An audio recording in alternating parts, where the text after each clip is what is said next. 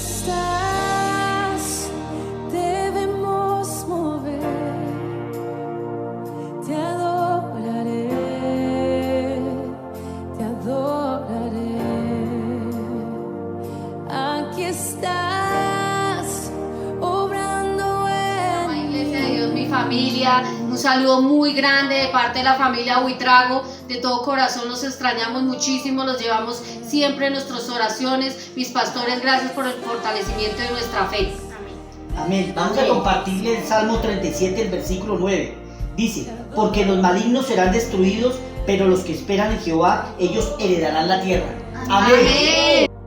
Aquí estás, obrando en mí. Te adoraré, te adoraré. Bueno, iglesia, quiero invitarles a que allí donde están, cierren sus ojos y adoremos juntos al Señor. Porque fue por su sangre que fuimos redimidos. Porque fuimos transformados. Porque fuimos purificados. Es por su gracia y por su amor que hoy podemos cantar.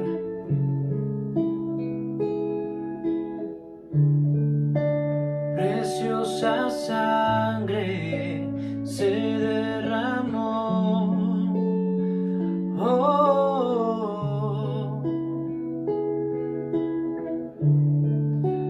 preciosa sangre fluyó por amor.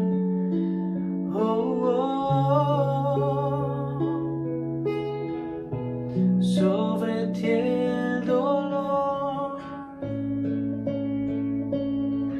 tus venas lloraron. Jesús, Jesús, Jesús.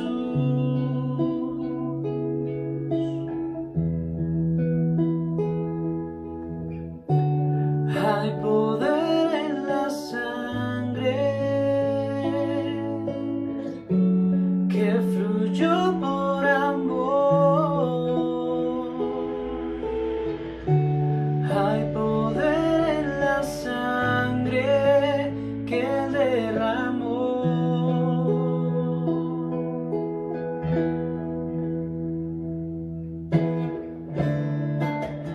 Preciosa sangre que purificó. Oh, preciosa sangre que me transformó. Oh, sobre ti el dolor, tus venas lloraron. Jesús, Jesús, Jesús.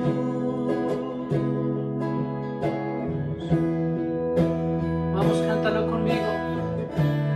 Hay poder en la sangre que fluyó por amor.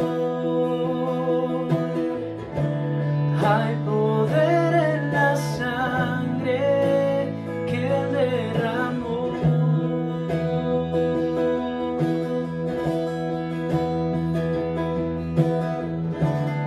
Hay poder en la sangre que fluyó por amor. Hay poder en la sangre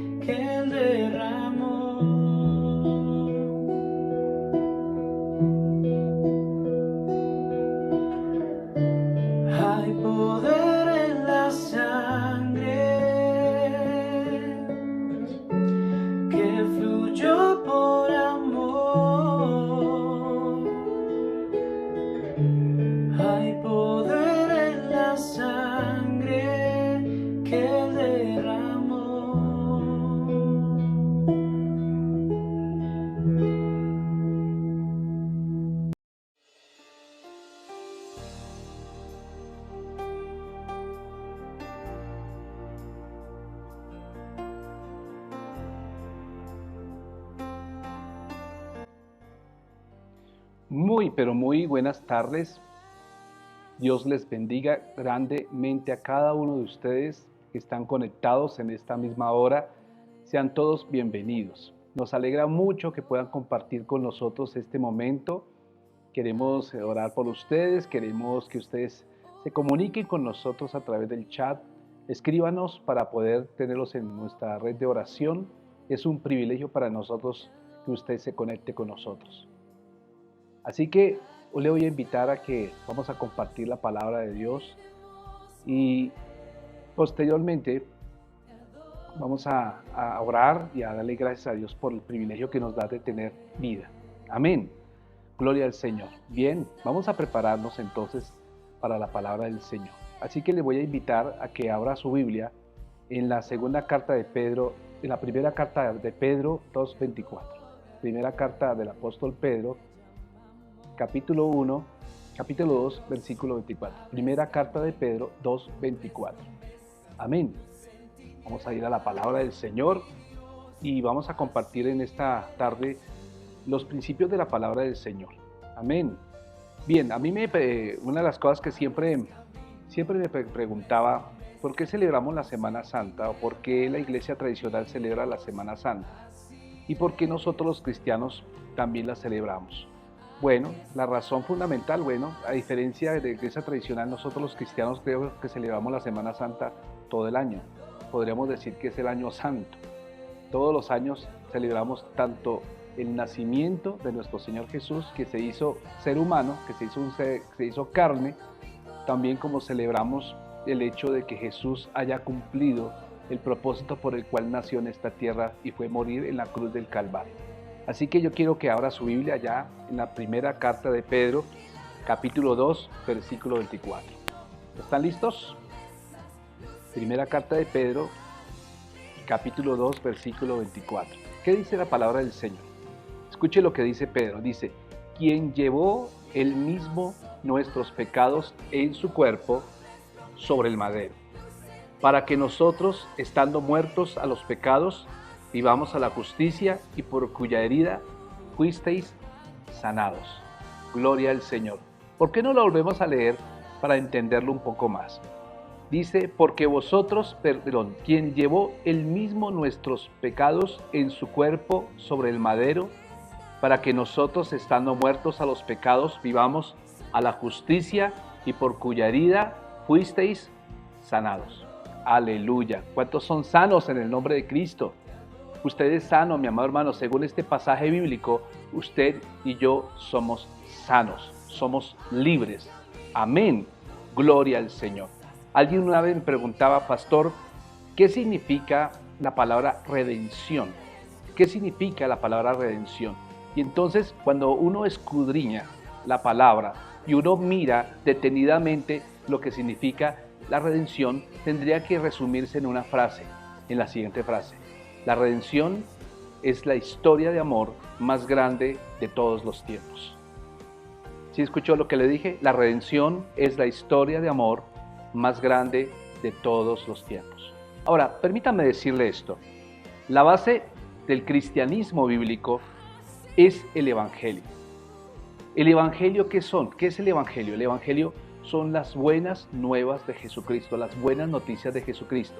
Si queremos comprender el plan de Dios para la humanidad, es indispensable entender aquello que está en el corazón de las buenas nuevas. Allí en el centro, en el corazón del Evangelio, está este concepto que acabamos de decir, la palabra redención. Amén. Vamos a cerrar nuestros ojos y le vamos a pedir al Espíritu Santo que en esta hora Él traiga discernimiento, que traiga iluminación, que traiga revelación a nuestro corazón acerca de lo que significa verdaderamente el sacrificio de Jesús en la cruz. Cierra tus ojos, ora conmigo. Padre, muchas gracias en esta tarde, Dios mío, por el privilegio que me das de poder estar ministrando, Señor, Padre, a través de este medio. Padre, te pido en el nombre de Jesús, abre el entendimiento de nuestro entendimiento. Abre nuestro entendimiento para comprender la maravillosa noticia que hay, el maravilloso mensaje que hay detrás de este mensaje, detrás de esta palabra, Señor. Ayúdanos a entenderlo, ayúdanos a vivirlo, pero sobre todo ayúdanos a disfrutarlo. Padre, que realmente hoy, al finalizar este sermón, nosotros entendamos claramente cuál fue la razón por la cual tú viniste a la cruz. En el nombre de Cristo. Amén y amén. Amén. Gloria al Señor. Estábamos diciendo que la redención es el plan o es el mensaje central del Evangelio y que el Evangelio consiste en las buenas noticias acerca de Jesucristo. En la Biblia, en tu Biblia, la redención se refiere a un rescate. ¿A qué se refiere la redención? A un rescate de Dios hacia los creyentes, solo y únicamente a través de la muerte de Jesucristo sobre la cruz y sobre todo y que todos estos beneficios que contrajo este sacrificio. Escuche bien, vuelvo a repetir. La redención se refiere al rescate de Dios hacia los creyentes solo a través de la muerte de Jesucristo sobre la cruz y todos los beneficios que ella trajo. Así que en su forma más básica, la redención se refiere a un rescate. Eso inmediatamente tiene varias implicaciones, mis amados hermanos. Ponga atención a esto. Para poder entender la redención debo entender tres cosas importantes que hay en ella. Número uno, debe haber un rescatado o alguien que tenga necesidad de ser rescatado. ¿Quién es esas personas? ¿Quién es ese personaje que necesita ser rescatado? Nosotros, la humanidad. ¿Está conmigo? Gloria a Dios. Número dos, el segundo elemento de la redención es que se necesita uno que rescate, un redentor. ¿Y quién será nuestro redentor, mis amados hermanos? Es correcto, el Señor Jesucristo. Pero en tercer lugar, no solamente es necesario que haya un rescatado, que haya un rescatador o un redentor, sino también es necesario que haya algo de lo cual la persona sea rescatada. Y esto de lo cual somos rescatados nosotros es del pecado y de sus consecuencias. Amén. ¿Recuerda usted la palabra del Señor allá en Romanos 3:23? Romanos 3:23, ahí está la razón por la cual era necesario ser rescatados. Si usted va a la Biblia, por favor, vaya a la Biblia, Romanos capítulo 3, versículo 23, dice la Escritura: por cuanto todos pecaron y están destituidos de la gloria de Dios. O sea, que la naturaleza, el estado natural nuestro era de que no estaríamos en la presencia de Dios. No es imposible por nuestros medios estar en la presencia de Dios. Y para eso era necesario que hubiera un redentor, o sea, un rescatador que nos rescatara y que nos librara o nos librara del pecado y de sus consecuencias. Para entender estos conceptos, mis amados hermanos, es imprescindible entender todo el concepto de la palabra del Señor. Desde el Antiguo Testamento y empezar a mirar en qué consistió la redención de Dios. Solo de esta manera es que podremos entender verdaderamente lo que significa la redención para nosotros los creyentes que somos del nuevo pacto. Amén. Así que vamos a ir al Antiguo Testamento y vamos a ver cómo fue que se originó esto que vino a hacer Jesús en la cruz. Porque pareciera como que la gente solamente por esta época entendemos algo, pero luego nos olvidamos de ello. Y todo empieza en el libro del Éxodo, mis amados. El Éxodo es el evento en el antiguo pacto que pone las bases para la correcta comprensión de lo que es la redención. Escuche esto, los israelitas se encontraban cautivos en Egipto y Dios escogió a un hombre llamado Moisés como un agente de liberación. Ahí lo podemos leer, te voy a invitar que lo leas en tu casa, el capítulo 3 de Éxodo. Es allí donde Dios lo llama. Y Dios se muestra poderosamente a través de prodigios, a través de milagros. Allí en Éxodo capítulo 7 a Éxodo capítulo 12, Él empieza a demostrar el poder que tiene Dios y finalmente los israelitas logran salir de Egipto. Sin embargo, es muy importante entender lo siguiente. Y es que antes de que los israelitas pudieran hacer esto de salir de Egipto, Dios les mandó que preparasen para una última señal, se prepararan para una última señal. Y esta última señal terminaría convenciendo al rey de Egipto de dejar salir a Israel. Dios traería una plaga de gran mortandad. O sea, la última de las 10 plagas, ¿cuál era? La muerte. ¿Y qué consistía esa última plaga? en que todo primogénito del territorio de Egipto moriría, excepto si el ángel del Señor veía la sangre de un cordero inocente. Escuche esto, si veía la sangre de un cordero inocente puesta sobre los dos postes y el dindel de la puerta de cada hogar. Eso lo dice Éxodo capítulo 12, versículo 7. Vamos allá a la palabra de Dios para que comprobemos la veracidad de lo que estamos hablando. Éxodo 12, versículo 7. Dice de la siguiente manera, Éxodo 12, versículo 7. Y tomarán la sangre y la pondrán en los dos postes y en el dintel de las casas en que lo han de comer. ¡Wow! Esa era la señal. Pero yo me preguntaba, y tú puedes preguntar también, ¿desde quién era la sangre? Era la sangre de un cordero inocente. Este corderito que cada familia tenía que escoger, porque era un cordero que no podía tener ningún tipo de defecto, se convertiría en el sustituto de la familia, es decir, que ninguno en la casa moriría. Ese corderito se convertiría en una imagen de la redención de Dios, ya que el cordero era el pago del rescate por la vida del primogénito. Es decir, que la sangre del cordero sustituía la sangre de la persona que merecía morir. Después de que el ángel del Señor le quitó la vida a los primogénitos egipcios, los israelitas lograron salir de la esclavitud. Y finalmente Dios triunfó sobre sus enemigos cuando el Mar Rojo sepultó a todo el ejército egipcio. ¿Recuerda ya ese pasaje de Éxodo 14, 28? Éxodo 14, 28, vamos allá adelante, y dice la palabra de Dios allá en Éxodo 14, 28, dice de la siguiente manera: y volvieron las aguas y cubrieron los carros y la caballería y todo el ejército de Faraón que había entrado tras ellos en el mar, no quedó de ellos ninguno. ¿Quiénes eran ellos? Ellos eran los enemigos del pueblo de Israel. Gloria al Señor. Ahora, la Biblia habla en el Antiguo Testamento, hablando del Señor, habla acerca del pueblo de Israel que habría de heredar la tierra prometida. Pero justo antes de que ellos entraran a la tierra prometida, el Señor les recuerda en qué consistía esta muerte, que posteriormente se le denominó con el nombre de la Pascua. La Pascua significa pasar de largo. La muerte pasó de largo y no tocó a ningún primogénito de la casa de Israel, donde había puesto la sangre de un cordero inocente. Dice Deuteronomio capítulo 7, 7. Deuteronomio 7, 7 y 8 dice: no por ser vosotros más que todos los pueblos os has querido Jehová, y os has cogido, pues vosotros erais el más insignificante de todos los pueblos, sino por cuanto Jehová os amó y quiso guardar el juramento que juró a vuestros padres. Póngale cuidado esto: os ha sacado Jehová con mano poderosa y os ha rescatado de servidumbre de la mano de Faraón, rey de Egipto. ¿Cómo les parece a ustedes?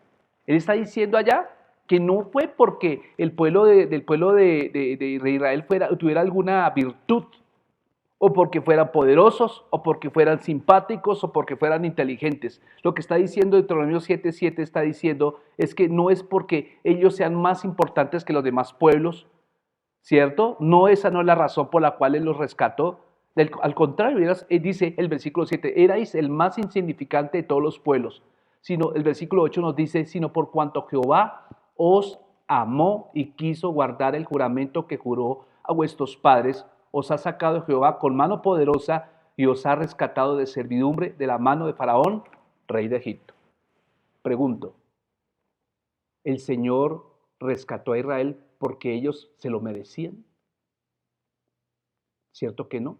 La Biblia está diciendo que ellos no lo merecían. Si usted miramos con detenimiento Éxodo 6:6, Éxodo 6:6, vaya conmigo a la Biblia, Éxodo 6:6, y vamos a ver la razón fundamental, que no fue por causa del pueblo de Israel que el Señor los rescató. Éxodo 6:6 al 8 dice: por tanto diles a los hijos de Israel, yo el Señor, yo los voy a librar de los trabajos pesados de Egipto y voy a librarlos de su esclavitud con brazo extendido y con grandes juicios les daré libertad. Ahora vamos al versículo 7. ¿Qué dice el versículo 7?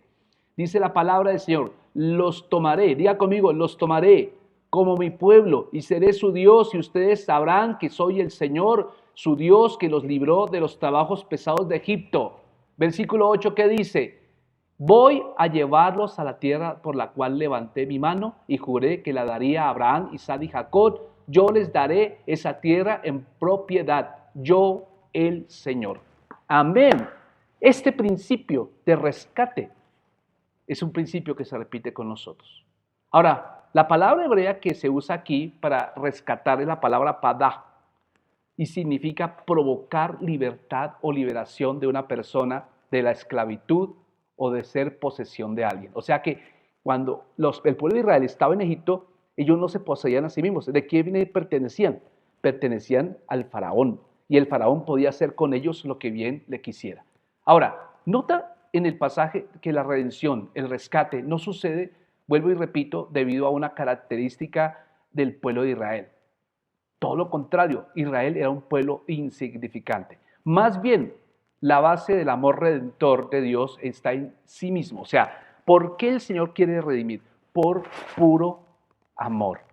En el juramento que había hecho a sus antepasados, Él lo prometió. Yo dije, por amor a mí mismo. Así que la redención tiene a Dios como su base. El pueblo de Dios es el rescatado de esclavitud, del faraón, de Egipto. Así que en este pasaje tenemos a los redimidos, el pueblo de Dios, el redentor. Dios es nuestro redentor. Dios fue el redentor del pueblo de Israel. Aquello por lo cual fueron rescatados fue de la esclavitud, de la servidumbre que tenían en Egipto. Ahora, el concepto de redentor lo vemos de una manera preciosa en el libro de Ruth. ¿Recuerda usted el libro de Ruth? Cuando Noemí y su esposo y sus hijos fueron a Moab porque había un hambre en su ciudad natal, en Belén. Cuando Noemí reconoció, después de que hubo muerto su esposo y sus hijos y quedó con sus dos nueras, y después se devolvió a su pueblo natal, a Belén, con su nuera Ruth, ellas pasaron una hambre terrible, estaban pasando una hambre tremenda y el fin de ellos, o sea, el pronóstico que la gente decía sobre Noemí era un fin de muerte, de pobreza. Pero llega un redentor y ese redentor tiene por nombre Booz, que es pariente de ellas. Precisamente Noemí, allí en Noemí, en Ruth, capítulo 2, 20. Vamos allá, vaya, mire usted la Biblia, en Ruth, capítulo 2, versículo 20, y dice, y dijo Noemí a su nuero, sea el bendito de Jehová, pues que no ha rehusado a los vivos benevolencia que tuvo para con los que han muerto. Después le dijo Noemí, nuestro pariente es aquel varón y uno de los que puede redimirnos. Uno de los que puede, ¿qué? Redimirnos. Así que Booz se convierte en un redentor, en el redentor de tanto de Noemí como de Ruth, ¿cierto? Y es quien las rescata de la situación en la que se encuentran. Si no fuera por este redentor, mis amados hermanos, ellas habrían continuado una vida de pobreza. Sin embargo, Dios les provee un rescate de su situación a través de un hombre llamado Booz. Booz es un tipo de Cristo en el Antiguo Testamento. El pueblo judío entendía claramente que el éxodo era la base para comprender la gran redención de Dios. Y aunque Dios muchas veces usaba mediadores, ¿cierto? Personas que podían ser como especie de héroes, ¿cierto? Para traer un rescate, como Moisés o como Booz, los judíos entendían claramente que la redención finalmente iba a venir directamente de Dios. Escuche esto, ellos tenían esperanza de que habría de venir un Mesías a rescatarlos. De tal manera que Redentor se convierte en una de las descripciones de Dios. Uno de los nombres de Dios es Dios el Redentor. En el Antiguo Testamento los profetas lo asocian su nombre de pacto, ¿cierto? Jehová o Yahvé, por ejemplo, dice allí en Isaías 43:14, dice la palabra del Señor, Isaías 43:14. Vea lo que dice la palabra de Dios. Así dice Jehová, como dice, Redentor vuestro, el Santo de Israel. Por vosotros se envía a Babilonia e hice descender como fugtivos a todos ellos, aún los caldeos en las naves de que se gloriaban. Ahora, si usted mira el capítulo 47, versículo 4 de Isaías 47:4, vea lo que dice la palabra. Nuestro Redentor, Jehová de los ejércitos, es su nombre, el Santo de Israel. ¿De qué está hablando la Biblia? La Biblia está hablando de que tenemos un Redentor y ese nombre es uno de los nombres del Señor. Dice Jeremías 50:34, el redentor de ellos es el fuerte, Jehová de los ejércitos es su nombre. Amén. ¿Cuántos se gozan por eso? Aquí estamos viendo en el Antiguo Testamento cómo el Señor se convirtió en el redentor de su pueblo, del pueblo de Israel. Pero no fue porque el pueblo de Israel lo mereciera. No fue porque el pueblo de Israel tuviera alguna característica intrínseca de que se pudiera ser merecedor de ese rescate. Por lo tanto, déjame decirte, el pueblo judío estaba entendiendo claramente la importancia teológica de que sus vidas fueron redimidas. Y en la historia de este pueblo, escuche bien esto, para comprender la gran redención de Dios, ellos habían sido esclavos en Egipto. ¿Cuánto tiempo duraron en Egipto? Dice la Escritura, duraron 430 años como esclavos. Pero Dios los había rescatado con grandes prodigios y milagros. La fiesta de la Pascua, por eso se instituye, mi amado hermano. Los judíos por esta época, que es la primavera en Israel, el comienzo del año, ¿cierto? Comienza precisamente con la celebración de la Pascua. La Pascua, esto que está aquí, sucedió en Egipto, que marcar la puerta con sangre y comerse el corderito inocente, era un recordatorio de que la sangre de un cordero inocente se había derramado para rescatar a los primogénitos de la muerte. A lo largo de la historia del Antiguo Testamento, mis amados hermanos, el concepto de redención continuó desarrollándose, tanto así que el mismo salmista en el Salmo 138 usa esta palabra para referirse a Dios como el que los redimiría de sus pecados. Dice el Salmo 138. Escuche lo que dice el Salmo 138. Amén. Búsquelo con detenimiento allá. Gloria a Dios. Salmo 138 que dice, y Él redimirá a Israel de todos sus pecados. ¿Aló? ¿Se está entendiendo? Este es el movimiento de Dios en el Antiguo Testamento. O sea, sin lugar a dudas, el pasaje de toda la Biblia que de manera más clara profetiza la labor del Mesías sería la de un sustituto que traería redención a su pueblo. Es decir, lo miramos en el profeta Isaías capítulo 53. Vea conmigo Isaías 53 para que usted note cómo la Biblia muestra 600 años antes cómo se estaba profetizando a un Mesías, a un Redentor. Y vea lo que dice el versículo 4. Ciertamente llevó Él nuestras enfermedades y sufrió nuestros dolores y nosotros le tuvimos por azotado, por herido de Dios y abatido. Ese era el castigo que nosotros merecíamos. La Biblia habla de un siervo sufriente que llevó nuestros dolores y nuestras enfermedades. Pero si usted mira el versículo 4 también dice, sería herido por nuestras rebeliones y molido por nuestros pecados, mi amado hermano. Es un cordero. Es igual como cuando los israelitas desde Levítico empezaron a llevar un corderito para ser sacrificado en el tabernáculo, en el altar. Así que esta es una figura, ¿cierto? Entonces, cada corderito ha llevado. Fíjese el versículo 7 de Isaías 53. Dice, angustiado de él y afligido no abrió su boca. Como cordero fue llevado al matadero y como oveja delante de sus trasquiladores, enmudeció y no abrió su boca. Luego el versículo 6 dice, Él cargaría con nuestros pecados. Jehová cargó en Él el pecado de todos nosotros. Amén. Y Él llevaría el pecado de muchos. Vaya conmigo al versículo 12. Todo Isaías 53 habla de este Redentor. Dice, por tanto yo les daré parte con los grandes y con los fuertes repartirá despojos, por cuanto derramó su vida hasta la muerte y fue contado con los pecadores, habiendo Él llevado el pecado de muchos y orado por los transgresores. Amén. Esta es la exposición más clara de la obra de redención de Jesús y está en el Antiguo Testamento. Ahora, con este conocimiento que acabamos de obtener, aquí es donde podemos entender claramente en el Nuevo Testamento qué es lo que nos enseña la Biblia sobre la redención. Escuche, los evangelistas en el Nuevo Testamento cuidadosamente enfatizan que los judíos del primer siglo esperaban la venida del Mesías.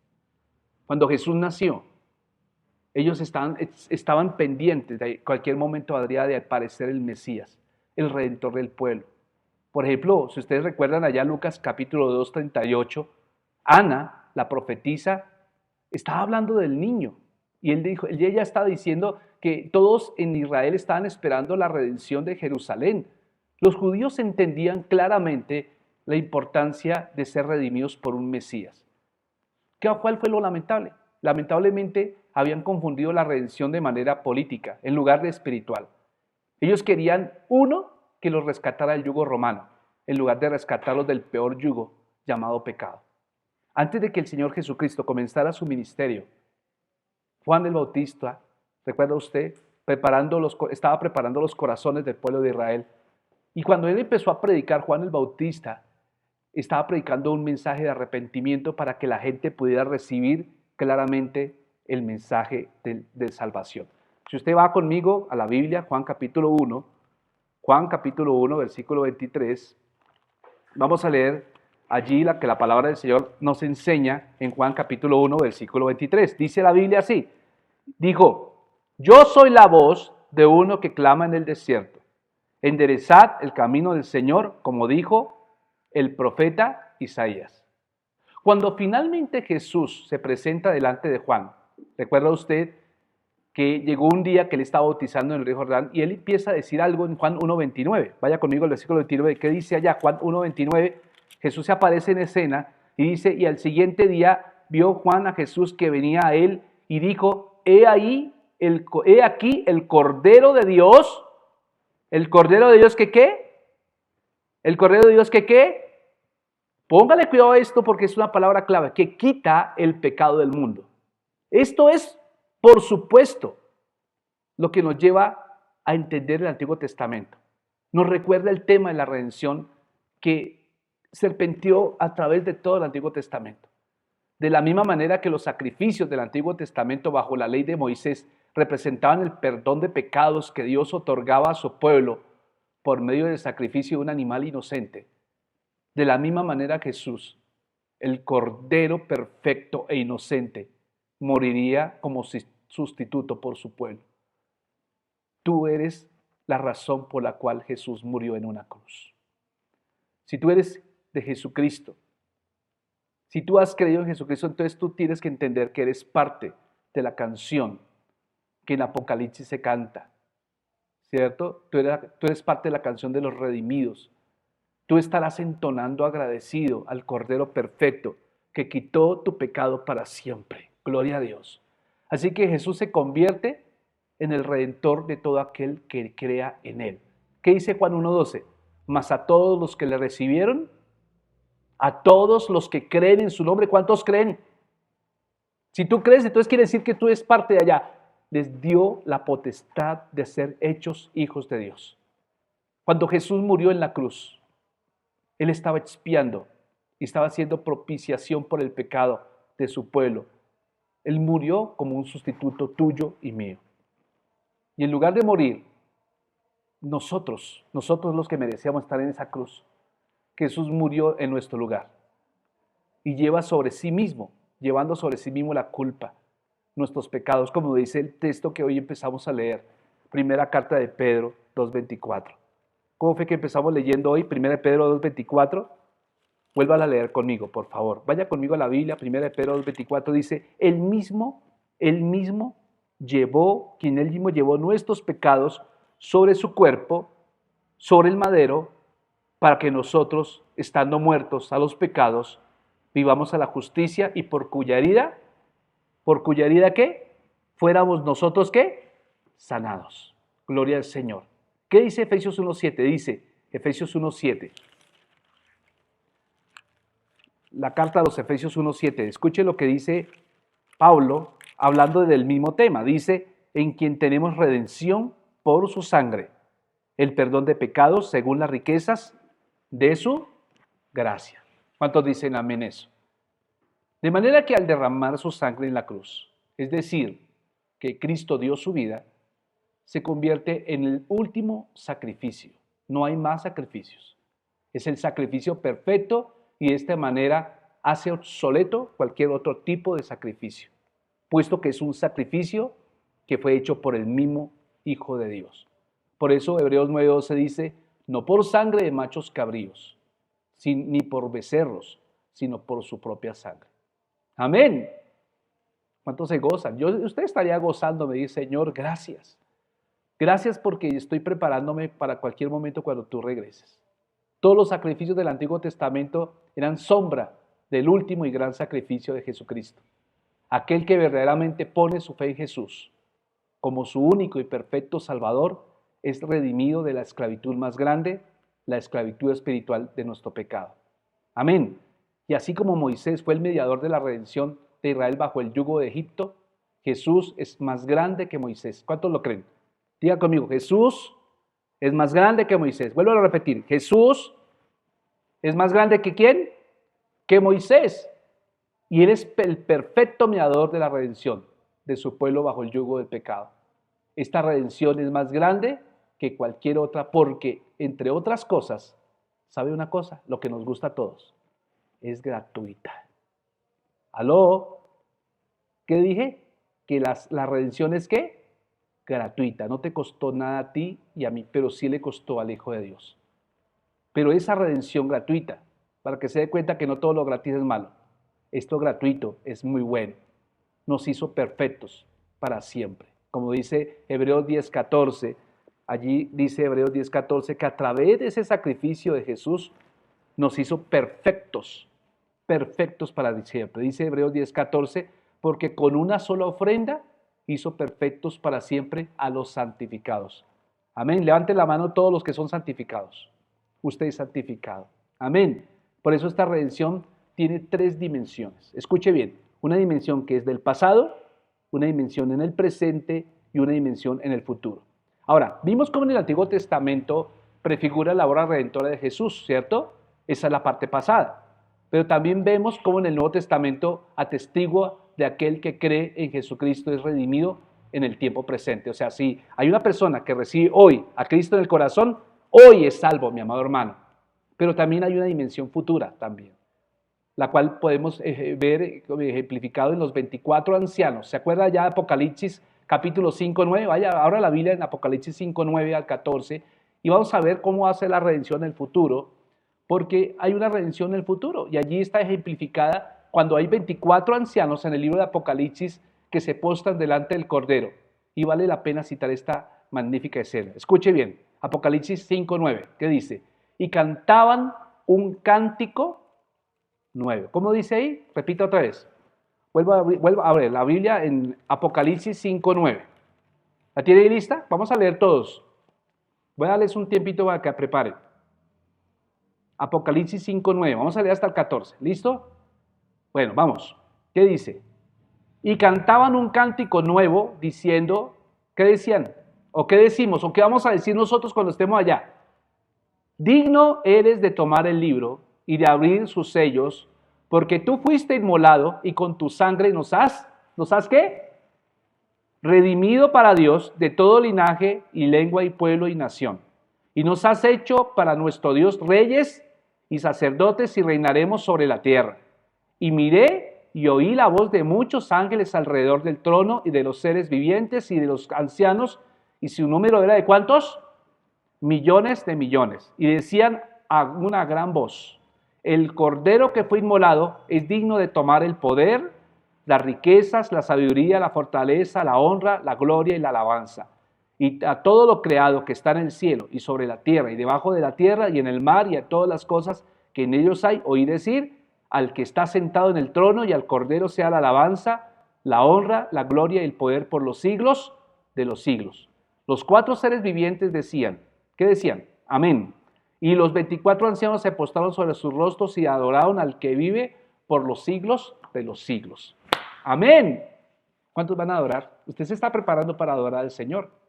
Así que si tú eres de Cristo y has creído en Él, sí, gratuitamente has recibido la redención de tus pecados por medio de la fe. Eres parte de esta canción, mi amado hermano, de los redimidos. Y estos redimidos entonarán, tú entonarás eternamente, agradecido al Cordero perfecto que quita para siempre nuestros pecados. Amén. Así que cuando tú estás viendo el sacrificio de Jesús en la cruz del Calvario, ahí no terminó la historia, ahí empezó la historia, porque la historia continúa y ahora Él no está en la cruz, Él está sentado a la diestra del Padre y dice la Biblia que tú también estás sentado a la diestra del Padre juntamente con Cristo. Así que todas las demás cosas fueron colocadas bajo nuestros pies. Por eso tú puedes decirle al coronavirus, tú no tienes poder sobre mi vida. Tú puedes decirle al problema económico, no tienes poder sobre mi vida. Puedes decirle a cualquier cáncer, puedes decirle a cualquier enfermedad, no tienes poder sobre mi vida porque yo he sido lavado con la sangre de Cristo. He sido redimido, he sido comprado, he sido rescatado y mi Redentor vive. Amén. Cierre sus ojos. Cierre sus ojos, levante sus manos al cielo y le va a decir, Señor, en esta tarde te doy gracias por darme el privilegio de haber sido salvo, de haber sido salva, de haber sido sanado. Gracias por darme el privilegio, Señor. Gracias por hacerme más que vencedor. Hoy, Padre bendito, te alabamos, te exaltamos y siempre te exaltaremos, reconociendo, Señor, que todo lo que hemos tenido y todo lo que somos proviene de ti. Gracias por bendecir a mi hermano que está allí. Padre, yo quiero orar por cada uno en particular. Y si tú estás allí y no has recibido a Cristo, vas a recibir este regalo, recibe esta oración. Diga conmigo, Señor Jesús, hoy abro mi corazón a ti y te recibo como mi suficiente Salvador. Pero no solamente te recibo como Salvador, yo te recibo como mi Señor. Diga conmigo, haré todo lo que tú digas que tengo que hacer. Estaré atento a tu palabra. Y Padre, yo sé que tú has preparado lugar para mí en el cielo. Y mientras esté en esta tierra, hazme consciente de tu compañía. Ahora, levante sus dos manos al cielo y diga, Señor, bautízame en tu Espíritu. Bautízame en tu Espíritu. Diga, Espíritu Santo, ven en mí, pero también ven sobre mí. Y Padre, muchas gracias, porque a partir de ahora la historia se divide en dos. Ahora hay un antes de Cristo en tu vida, pero ahora viene un después de Cristo y esta historia es la que vale la pena contar. Aleluya, aleluya, gloria al Señor. Vamos a prepararnos para la cena del Señor. Así que yo le dije a usted que preparara un pan, comprara un pan, le dije a usted que preparara una bebida o de uva, pero si no pudo por alguna circunstancia, lo vamos a hacer con mucha solemnidad. Yo no quiero que esto sea lo vamos a hacer con solemnidad. Amén. Así que yo voy a invitarle ahora a que prepare para este momento, prepare ese pan allí, póngale un mantelito ya y vamos a colocarlo allá y todos los vamos a preparar con mucha responsabilidad. ¿Quién va a repartir el pan ahí en la casa? El jefe de la casa o la jefa de la casa que sea cristiano, que venga a la iglesia. Amén. La primera persona que usted ve allá espiritual, ¿cierto? Este va a ser la que va a repartir el pan y la copa. Así que vamos a hacerlo con reverencia.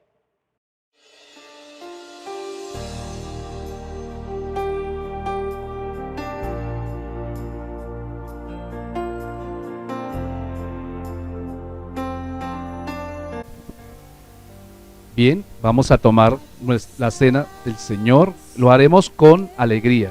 Amén. Este es un momento muy solemne, pero no quiere decir que porque sea solemne sea aburrido. De hecho, las cosas del Señor son las más divertidas y las más gozosas que pueden haber en el universo. Vamos a leer la palabra del Señor. La pastora tiene a bien a leer la palabra. Dice la palabra del Señor, institución de la cena del Señor. Primera de Corintios 11:23, para que la busquemos en nuestras casas. Es un tiempo de gozo. Estamos realmente llenos de gozo porque estamos participando de la mesa del Señor, del Rey de Reyes y Señor de Señores. Qué privilegio que como hijos tenemos de participar de la mesa del Señor. Amén, gloria a Dios. Esta es una de las invitaciones que no podemos desechar, es estar junto al Maestro participando de su mesa. Y 1 Corintios 11:23 dice la palabra del Señor, porque yo recibí del Señor lo que también os he enseñado, que el Señor Jesús, la noche que fue entregado, tomó pan, y habiendo dado gracias, lo partió y dijo, tomad, comed, este es mi cuerpo, que por vosotros es partido. Haced esto en memoria de mí. Asimismo, tomó también la copa, después de haber cenado, diciendo, esta copa es el nuevo pacto, gloria a Dios, en mi sangre. Haced esto todas las veces que la bebieres en memoria de mí. Así pues, todas las veces que comieres este pan y bebieres esta copa, la muerte del Señor anunciáis hasta que Él venga. Gloria a Dios. Gloria al Señor. Bueno, nos alegramos, nos gozamos en esta palabra. Vamos a darle gracias a Dios por el pan, vamos a darle gracias a Dios por cada elemento que hay aquí en su mesa. Por favor, usted también allá en su mesa va a tomar una servilleta o no sé si la habrá dividido el pan en pedacitos. Nosotros lo vamos a hacer de esta manera. Lo vamos a hacer con el pan entero. Así que lo que hacemos es coger el pan con la servilleta, una servilleta por cada extremo, y posteriormente damos gracias a Dios. Padre, damos gracias por este pan, que es el elemento, Señor, que simboliza, Padre, tu cuerpo, Señor. Damos gracias, Señor, porque este pan nos recuerda que tu cuerpo llevaste todas nuestras enfermedades, llevaste todo nuestro castigo, y Padre, por tu llaga hemos sido curados, Señor. Por eso hoy bendigo también al que está allí orando, Señor, oro por su cuerpo, porque hay sanidad en el nombre de Cristo. Gracias, tomamos esto como acción de gracias y participamos alegremente en el nombre de Jesús. Amén y amén. Gloria al Señor. Gracias, Jesús. Gracias, Jesús. Repartimos el pan.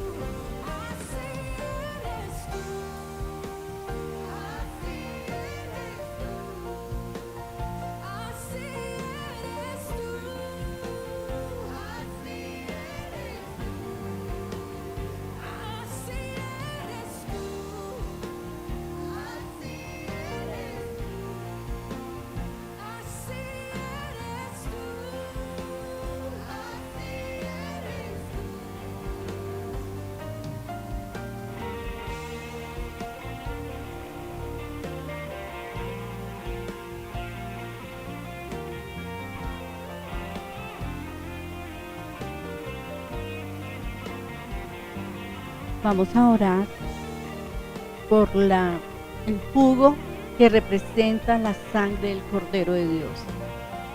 Señor Jesús, gracias. Gracias por haber, Señor, entregado tu sangre, Señor. Padre, una sola gota, Señor, de sangre hubiera podido salvar a la humanidad. Pero tú no diste una sola gota, tú te diste todo, Señor. Y por tu sangre, Señor, hoy celebramos, Señor, que somos salvos, Señor. Que tu sangre, Señor, nos limpia de pecados, Señor. Que somos, Señor, libres, Señor. Gracias, Padre, por esa sangre, Señor, que nos libera, Señor, que nos santifica y que hace, Señor, que la muerte pase de largo, Señor. Padre, gracias porque la muerte espiritual no tocará nuestras vidas, ni la muerte física, Señor. Porque esta sangre, Señor, tu sangre, Señor, Padre, es valiosa, Señor. Gracias, Señor, porque esa sangre, Señor, es la que nos ha limpiado, aleluya, nos hace puros, Señor. Gracias porque como familia de Dios podemos participar de tu mesa. Gracias. Puedes tomar la copa con toda reverencia, pero con gozo, sabiendo que representa la sangre del Cordero de Dios en la cruz del Calvario. Toma tu copa.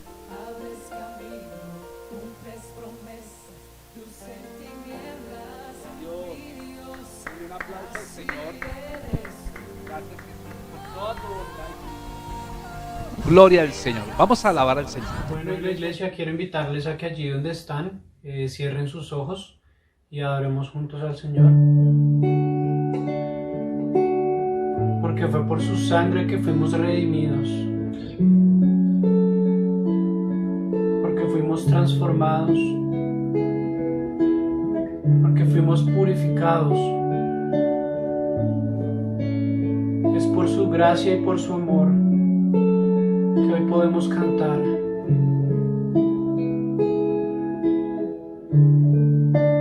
Preciosa sangre se derramó.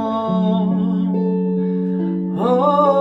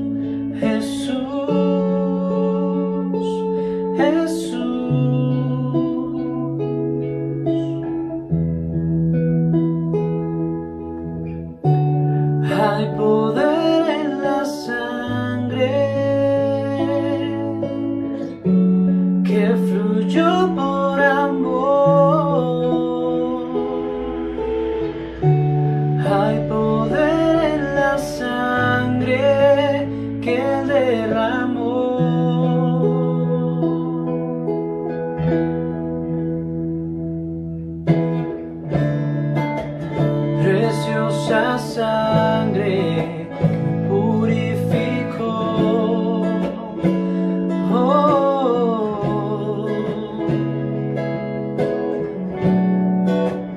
Preciosa sangre que me transformó.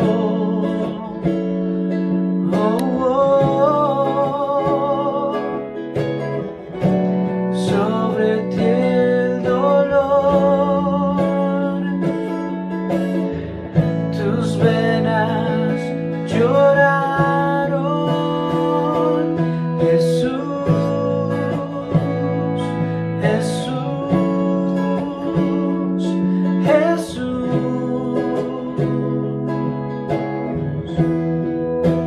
Vamos, cántalo conmigo.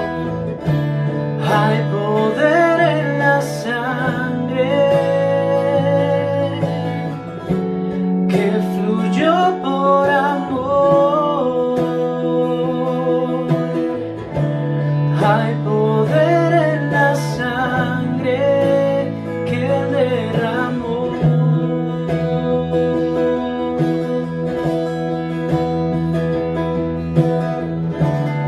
Hay poder en la sangre que fluyó por amor. Hay poder en la sangre que derramó.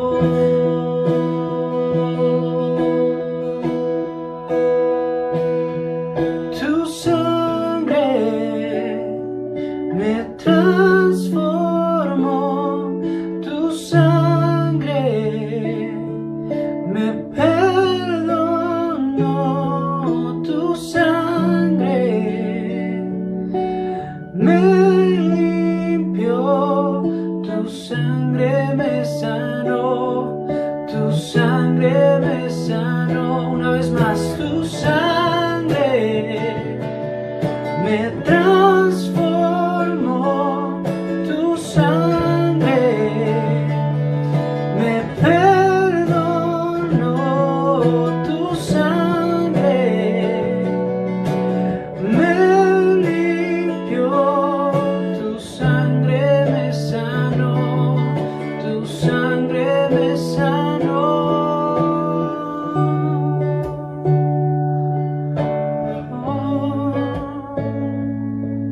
Tu sangre me purificó, me ha dado libertad, me ha dado salvación. Al poder en la sangre que murió por amor. Hay poder en la sangre que él derramó.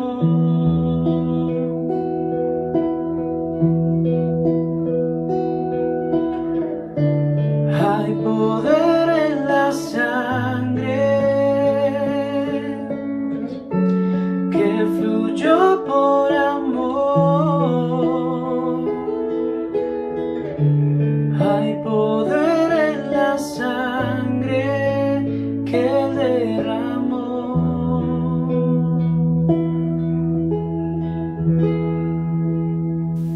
Bueno, después de esta poderosa alabanza y de esta celebración de la mesa del Señor, de la Santa Cena, mi amado hermano, vamos a tener en cuenta los siguientes anuncios, y es recordar que mañana viernes festivo vamos a tener un tiempo poderoso a las 5 de la tarde. Por favor, no te lo pierdas, va a ser un tiempo muy especial de adoración y alabanza para exaltación al Rey. Entonces, qué bueno que nos reunamos, nos planeemos como familia para que a las 5 de la tarde estemos pendientes de nuestra transmisión e invitemos a familiares y amigos a que desde sus casas se unan con nosotros a adorar al Señor. Y también, mis amados hermanos, hay una sorpresa gigante para Iglequit.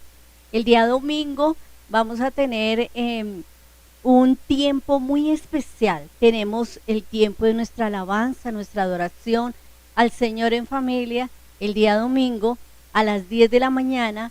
También una poderosa palabra que Dios va a hablar a tu vida. Pero también quiero motivar, incentivar a ustedes como papitos y a los niños a que no se pierdan un programa muy especial de parte de Iglequid. Es para ti, hecho con amor. Entonces, mis amados hermanos, motivemos a nuestros niños, alistemos todo para que nuestros niños puedan estar allí felices, disfrutando, porque Dios también ama a los niños y tiene plan para ellos especial. Entonces, mis amados hermanos, queremos recordarles que estemos muy atentos. El día sábado tenemos nuestra oración en casa, todos dispuestos a adorar al Señor. Son apenas de 20 a media horita que estamos allí, pero es muy importante. Hay tantas cosas por las cuales tenemos que orar y debemos de orar. Dice, donde 2 o 3 oran, se ponen de acuerdo, allí van a suceder milagros. Y mi amado hermano, lo que estamos viendo es milagros en este tiempo. Nos están llamando cosas maravillosas que están sucediendo. Mi amado hermano, únete a esos tiempos de oración. Pero como estamos diciendo, recuerda, viernes y domingo también, no te lo pierdas. Va a ser algo muy especial para cada uno de nosotros. Bueno, mi amado hermano, para terminar, vamos a orar por todas tus peticiones. Padre, gracias, Señor, por todo lo que tú haces. Gracias, Señor, porque hoy la cena nos recuerda que somos sanos, Señor. Somos sanos, tú nos sanaste, tú llevaste, Señor, dejaste allí en la cruz del Calvario toda enfermedad. Y yo te invito, si tú estás en tu cuerpo afectado por algo, dile, Señor, toca mi cuerpo. Allí está el Señor. El Señor está donde lo llaman. El Señor está donde lo anhelan. Dile, Señor, sé tú el Señor de mi vida. Toca mi cuerpo. Padre, echo fuera todo espíritu inmundo de enfermedad y de muerte. Padre, trae la sanidad de Cristo, Padre, sobre esa persona que está enferma, Señor. Toca, Señor, su columna. Toca, Señor, sus riñones, su hígado. Toca, Espíritu de Dios, aleluya. Poder de Dios, aleluya. Toca cada órgano que se está deteriorando. Padre, sopla la vida de Cristo. El Señor te toca, porque el Señor es tu médico. Él ha dicho, yo llevé la enfermedad y la maldición en la cruz del Calvario. Se corta toda maldición. Padre, hay sanidad y medicina. No solamente física, sino tú te llevas la angustia, el temor. Padre, tú te llevas, Señor, la tristeza. Padre, cambiamos la tristeza y tú nos llenas de gozo y de paz. Gracias, Señor. Hay paz en los hogares. Hay paz, Señor, en aquella persona que está pidiendo paz. Padre, porque aunque la noche sea oscura, tú estás allí dando luz y sosteniendo a cada persona que cree en ti. Padre, bendice a cada hogar, Señor, de una manera especial y a cada persona que nos sintoniza. Gracias, Señor. Este es el día que hizo el Señor. Nos gozamos y nos alegramos y nos preparamos para ver cosas mayores, porque el que está en Cristo lo tiene todo. Gracias, Señor. Gracias, Señor. Es en el nombre de Jesús. Amén y amén. Gracias, pero no sin antes, mi amado hermano, tú que nos ves por primera vez allí en el internet, recuerda que el Señor Jesús murió por ti en la cruz del Calvario. Recuerda que tu nombre está escrito allí en el libro y el Señor no lo quiere borrar jamás. Para eso necesitas reconocer que Él es tu Salvador, que Él murió por ti, que solamente la sangre de Cristo te limpia de pecado y que solamente hay un camino para llegar al Padre y se llama Jesucristo, quien murió por ti. ¿Qué tal si oras y le dices, Señor, yo te recibo, yo quiero que de ahora en adelante sé que tú seas mi Señor, que tú seas mi único y suficiente Salvador? Lleva, Señor, todo mi pecado y tú me perdonas y me limpias con esa sangre preciosa. Es en el nombre de Jesús. Amén y amén. Mis amados hermanos, recuerde algo, los amamos mucho, y mañana los esperamos. Dios me les continúe bendiciendo en gran manera.